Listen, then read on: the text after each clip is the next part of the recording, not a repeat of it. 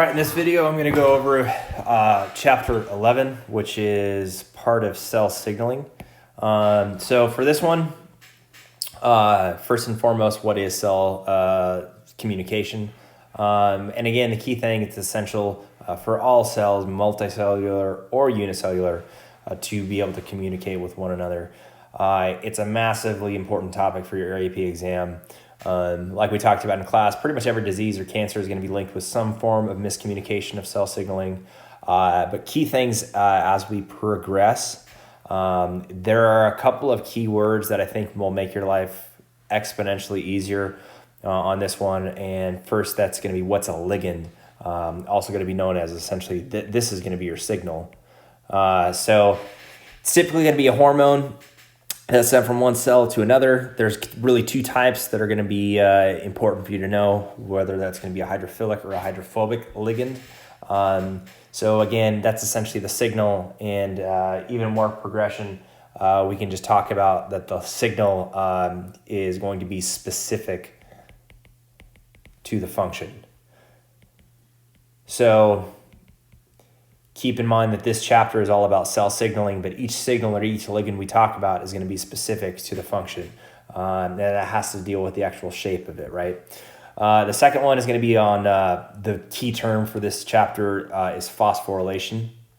And that basically means you're adding a phosphate from ATP to a protein, which is that typically an enzyme, and that's going to make that enzyme active. So typically, if you look at ATP down here, it's going to lose one of those phosphates, and that phosphate is going to make an enzyme active, right? So if I just drew a picture here, right, if here's an enzyme, if I added in some ATP,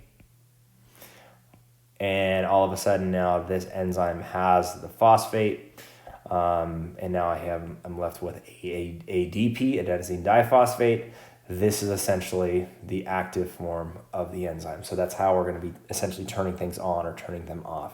So when I say something's getting phosphorylated, that's what we're talking about, that this thing is the enzyme adding a phosphate. This essentially makes it turned on or active, okay? So like I mentioned, there's two signals that you need to know. The first one is going to be hydrophilic, also known as polar. And those are going to be signals that cannot pass through the cell membrane. Just to remind you guys that each signal is specific. So this ligand right here is polar. It can't freely pass through the cell membrane. It needs its own receptor protein, okay? And the two typically that you're going to see are going to be proteins or one amino acid. So typically stating that these things are polar, they need their own specific receptor protein. They bind to a receptor protein, and that's going to start that cascade effect. So if it's a hydrophilic or polar signal, it needs its receptor protein on the cell membrane, right?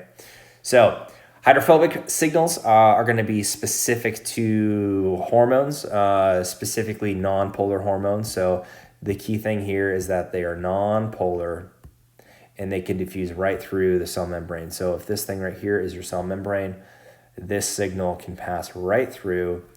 And this thing in yellow is going to be the receptor.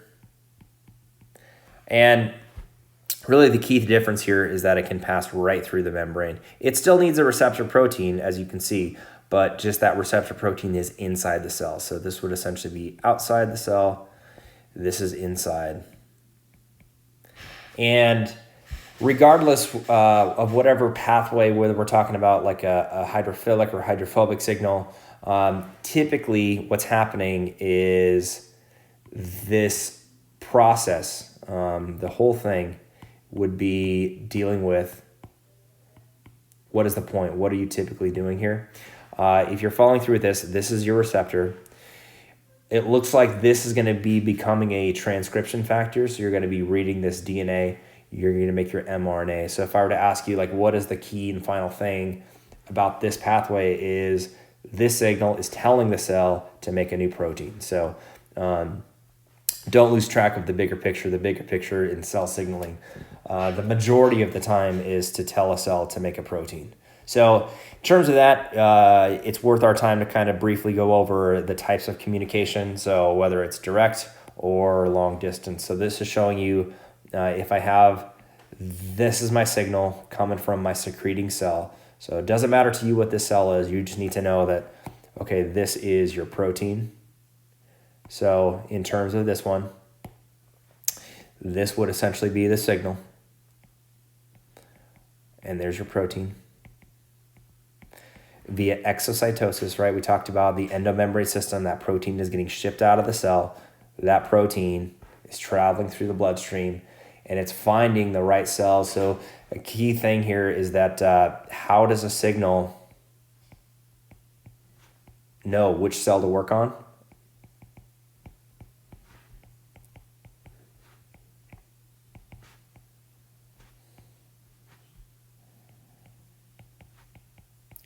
So basically this means that this signal is being sent out to every single cell. So how does it know exactly which cell it's supposed to do that function on? The key thing is it's the receptor protein.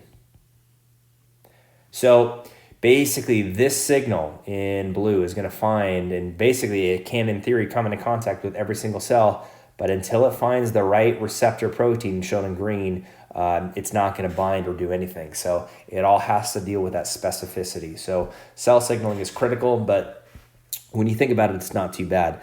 You just have to know each signal is specific to the receptor protein it can bind to. So understanding that, you'll be in pretty good shape. So direct communication, we've kind of covered that previously, where cells can physically touch one another. This is showing you that as they touch, this can start a cascade effect. And again, this will probably tell this cell to make a protein. Other than that, key things on plant cells is that this is showing you there's those little gaps in the cell wall, and that's what we refer to as plasmodesmata. So they can actually communicate back and forth. Typically, the things they share are going to be things like ions. But other than that, moving forward to actual cell signaling, this would essentially be the two examples that we've talked about in detail. But it doesn't travel through the bloodstream, but the signal still travels from one cell to the next when we think about local regulators. So how they communicate with one another. So basically, if this is a cell that, let's say, my example that I use a lot for this one is if you get cut, right?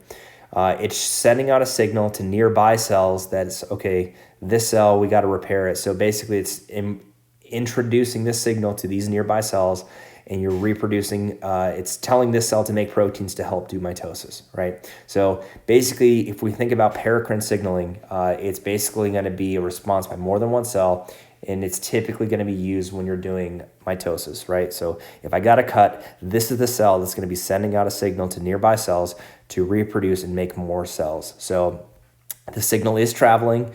It's not traveling through the bloodstream, but it's affecting only nearby cells.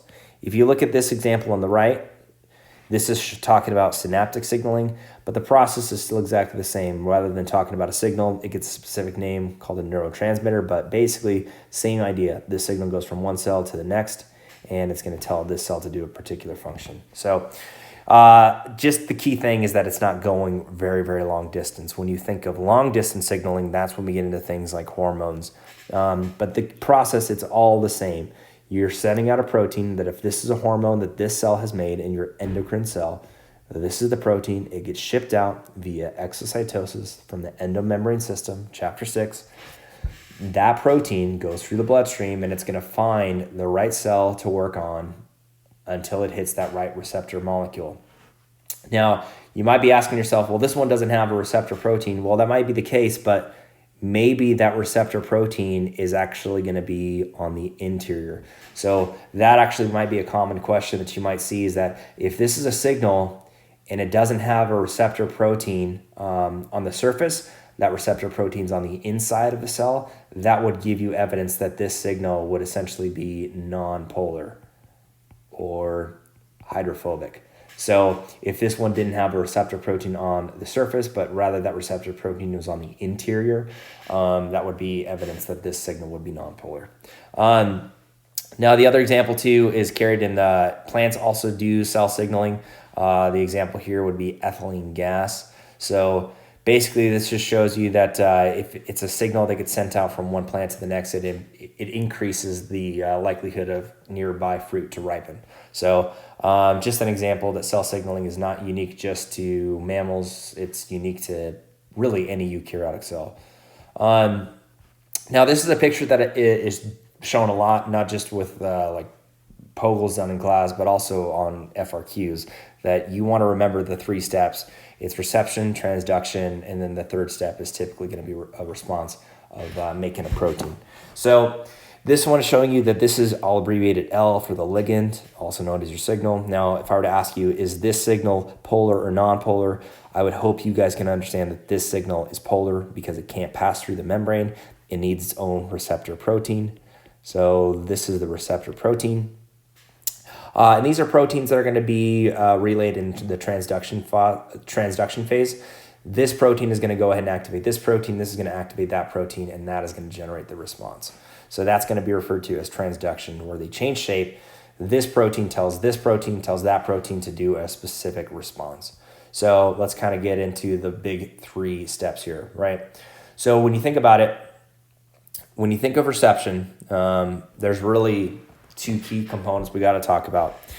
We have 2 types of receptors. We have intracellular versus plasma membrane receptors. So if you think about it, if we think of intracellular, intra means within the cytoplasm, that's when you're going to have hydrophobic or non-polar signals. So if you look right here, if this is your ligand, it still needs a receptor protein, as it's being shown right here, but that receptor protein is on the inside of the cell. So this signal can diffuse right through the cell, bind to a receptor protein. This receptor protein is going to start and do transcription, make mRNA to make a protein.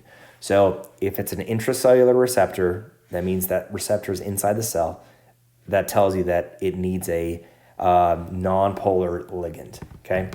Vice versa, if you have a plasma membrane receptor, for example, if you had a receptor protein that's on the surface over here, there's my really poor drawing of a plasma membrane receptor. That's what it's talking about. If it's a hydrophilic ligand, would need to bind there, okay? So this question, what type of receptor is shown here, I kind of already covered that, but that's a non-polar signal, and this is an intracellular receptor, so I would call that intracellular right there, okay? So cool. Now, we don't have to get specifics into the types of G protein linked receptors like we did in class. I would hope that you kind of remember the basics of it, that this would be an example of a G protein receptor activates the G protein. Remember that GTP activates and then it phosphorylates it, and this will go ahead and generate your response. So this is just showing you that a lot of polar molecules, even a neurotransmitter, for example, this is showing you that it binds here to your G protein linked receptor, activates your G protein is going to go and generate a response. So kind of interesting. Another one would be a tyrosine kinase. That's a dimer because it takes 2 ligands. It comes together. I'll post an assignment on Mastering Bio about this one where it kind of shows you the 2 dimers come in, or the 2 signals come in, you phosphorylate it, and then it's going to go and generate different responses. So, but the key thing, it's all the same, that I want you to understand that, okay, if I were to give you this, or the AP test gave you this, could you identify, is this signal polar or non-polar? And hopefully you could tell me that this one would be polar. How do you know? Well, it can't diffuse through the cell membrane. So really, really simple. Last ones would be ligand-gated ion channels. We're all still in reception, but basically if you think about from chapter 7, one key thing that gets thrown out here a lot is, if I look at these ions in green, I have a really high concentration on the outside, a really low concentration on the inside. This is your signal. It binds to the receptor protein. If I call this step 1, step 2, when that receptor protein is bound to it, it opens it up. These molecules diffuse down. Now, a question would be, is this active or passive transport? It's actually going to be passive because there's still no ATP involved. All you're doing is that this signal is allowing to let this cell know, okay, now this channel protein is open. Let's let these ions pass through. So you're not pushing things against their concentration gradient. It's still going from high to low. So that's something that I want you to look out for. All right, before we continue on the transduction phase, this will help your life a little bit if you get something on cell signaling. What's a kinase? That's a protein that phosphorylates other proteins, as we talked about earlier. If I say something phosphorylates it, that means you're adding a phosphate to it. So basically you add a phosphate, that means you're going to turn it on. So if you add a phosphate, that means you're essentially going to be turning it on.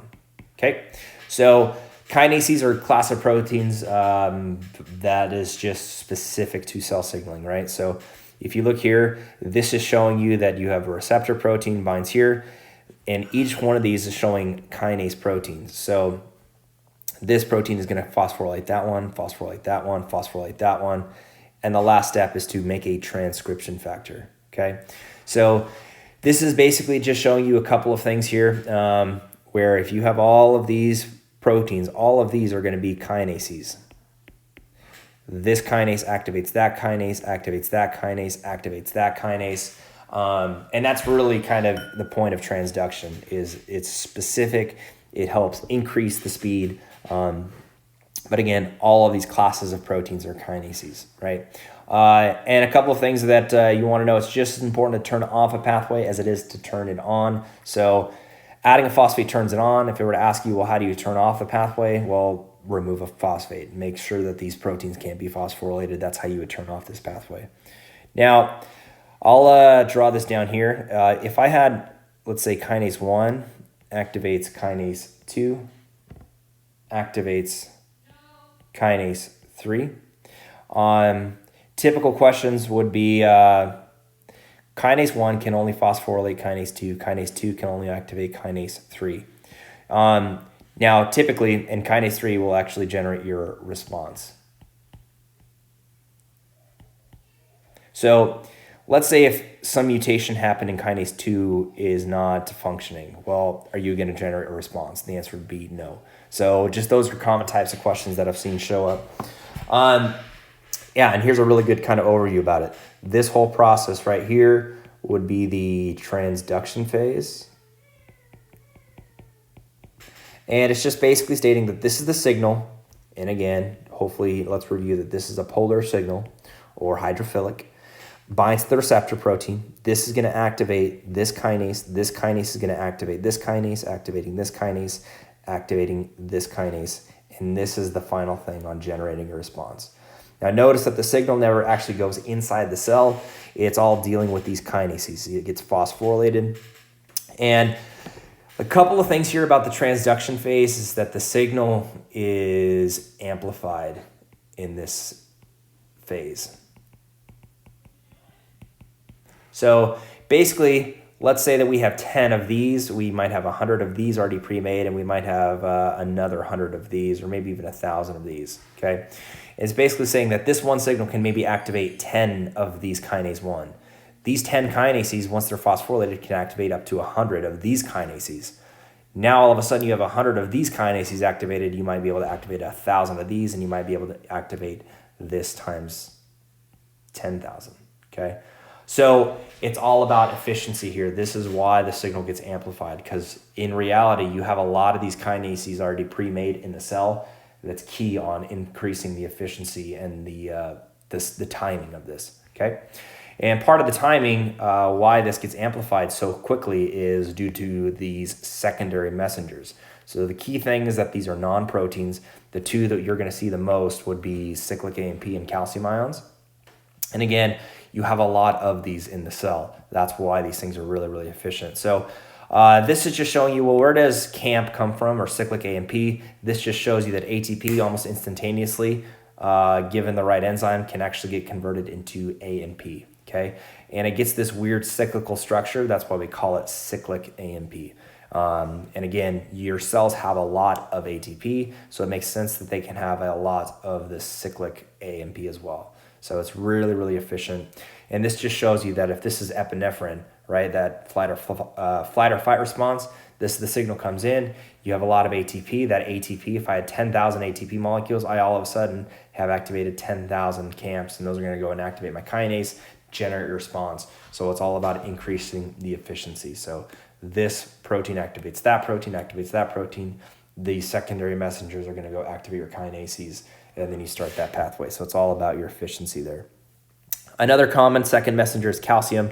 A lot of the times used with muscle contraction, but it works the exact same way, so that you're going to have a lot of it. So this is just showing you that if this is your signal, you activate other secondary messengers that you eventually release this channel, this ligand-gated ion channel. These calcium ions rush through. Calcium are going to go and activate those secondary responses. So it's very, very quick in how fast this happens. So signal binds here, you release calcium ions. Calcium are going to go activate various proteins, okay? Now, when you get to the third step, so in terms of this, we got reception, transduction, response. The third response, remember the majority is going to be making a protein.